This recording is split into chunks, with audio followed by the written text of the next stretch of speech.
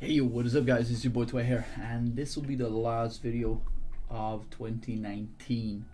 Now, first and foremost, let me thank you guys for all of the support that you've given me so far. I started out like somewhere in June making videos, and this year I started getting back on the horse on YouTube. I started with a lot of different games. Started off with Continent of the Ninth like 9 years back, got onto Blade and Soul, got onto Lost Ark, got onto just about whatever I felt like playing at that time. And there were some people that left, but a lot of people stayed, so thank you guys for that. And also, because it's the last day, I want to wish you guys a very happy new year, and all of the wishes that you guys have, let them come true, but keep something from me as well, right guys? So there's some C Raider stuff going on right now. We got quite the community onto my stream. Like last weekend we got up to 50 viewers on a game platform that is really low, so I'm so hyped for what is to come with the game on King's Raid. There has been some questions coming up to me like, yo, are you still gonna play Lost Ark? And I'll give you an answer on that. Yes, I will, but no, I won't just yet. Reason for that, I don't want to go into the Russian server and have to re-level my account the moment EU and NA hits. I just don't want to. It seems like such of a sore investment. Most of the content that has been made on the game has already been made, so I don't feel like I have any place on doing that. But with this video, I will show over the things that I got onto King's Raid. Shoutouts to Valela that made a video on her account. And well, I'm pretty sure that since I've done all of the account reviews, let's just try and review what I got within this time. So let's see what we're rocking with. Currently 605 days are rocking the game. My battles, we won a whole lot, didn't do as much of dragons as whatever. Cleared floor 80 onto the Tower of Challenge with one of my main homies. Max a Royal Vault floor, cleared 50 floors of that, which is absolutely non-existent because it's very easy to do. And well, max wave onto Eclipse, you cannot even see it, but it's 37. Then we go up to the arena. I haven't ever hit champion yet, so that is something in 2020 that I may just try out. But it will cost me a lot of rubies to keep up with all of these people and try to win, because my win rate is still not up at 95%. So once I hit that, maybe I'll just try and do that. So lots of wins, also some losers here and there. You guys cannot even see it properly because my face is in there. And well, up on unique weapons and artifacts, everything is on a 5-star already. But what is most interesting, I would feel, for the newer players is the amount of artifacts that I obtained, because trying to clear Tower of Challenge as fast as possible was one of my early game goals, right? If you get that up every single day, then you will be getting so much artifacts, and I will show my artifacts in a little bit. Same goes for the unique weapons, unique treasures. Obviously, I willed like at least 1k, 1.5k over this past 650 days. Was it worth it to me? Fuck yes. Absolutely. Because I got some really good shit out of it. And in terms of heroes, there's currently 84 heroes for what I believe, and I got 70 of them. And well, 62 of them are the ones that I currently use. But let's go over what I feel are my main guys and girls. Now let's start off with the man 100 grand. This guy is an absolute monster. And let me start off with a little bit of the history. Like back in the day, I got a few characters. Like let's start off with one of my first unique weapons that I've ever gotten onto the first random ones. That was Pavel's. Now, I broke this down along the way, but this was one of my very first. I started out watching the videos of Mogatwi. I started out with QX Games and Router, and they all said like, oh my god, he's okay. And he was. But now people are actually using him in PvP, so is there some regret in me breaking him, not going for him? Yeah, maybe. But nah, not really. So another one of my main mans, 100 grand, and this is a funny story to me because I started out with a random unique weapon of his, and I found that his whole kit and gimmick was insane. absolutely insane. And here's a fun fact, and I cannot show it to you guys, but this unique weapon was all made of randoms. Haven't ever used a unique weapon on it yet, and there's still something to come. I got some more where I could try and get him. He has no fill bonuses yet, but that is something that may just end up happening. Now, another fun fact, and this is something that I recently found out. If you go to the item index, you can actually find your items that you had with the highest potential. Look at my Epis. I don't have that anymore. Look at my Mirian. Let's see where it's at. I don't have this anymore. Look at my Kara. I don't have this anymore. And I broke these down with a reason.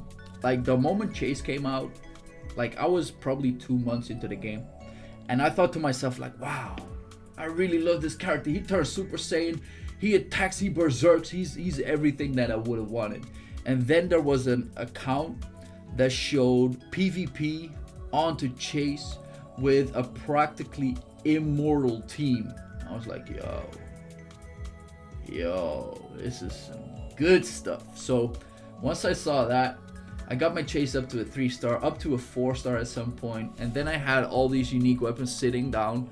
Wasn't using my Mirian anymore, wasn't using my Kara anymore, and I certainly wasn't using my Epis anymore at some point, because I got Burnheim, which I used for World Boss 3.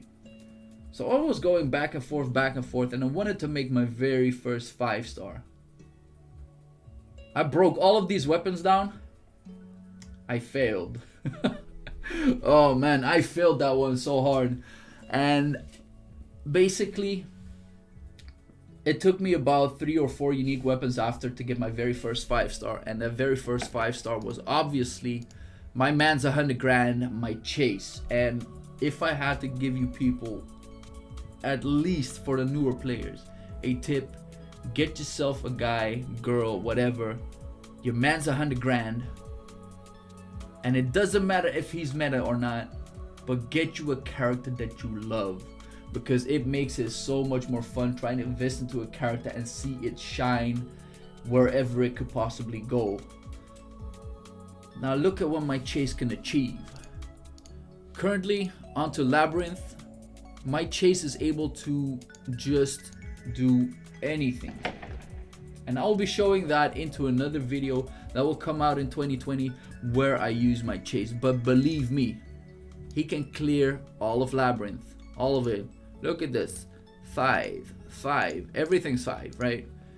Currently, something that I found out this week, I can actually auto, not with a 100% success rate, but I can auto floor 80 Lucicio with my Chase, with a very unique team, which is Laius, Chase, Nikki, and Loma.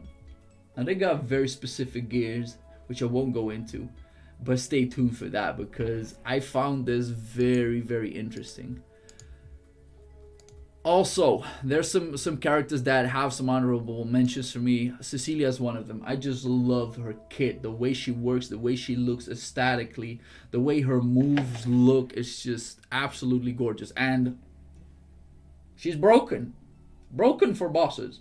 Only downside that I have with my Cecilia is I don't feel like I have much use of her outside of World Boss 2 currently.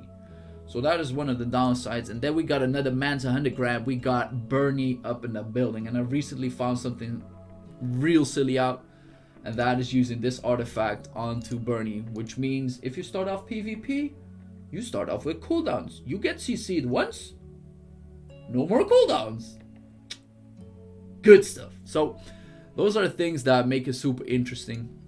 My Nikki being in the woodworks, same for my Theo. I will one day end up with like a 5-star Theo. I'm not sure how, what, why, but that will be things to work on. And what I keep working on, and which I would recommend, and other people on the channel have already said, why do you get so many healers? Because you can never have enough healers. Currently, if I rock dragons, which is one of my accomplishments as of recent, I was doing hard mode dragons, and guess what? I haven't beaten it yet, but I got up to hard mode stage 10 of the Black Dragon, and it went up from stage 9, 14 million HP to 24 million HP.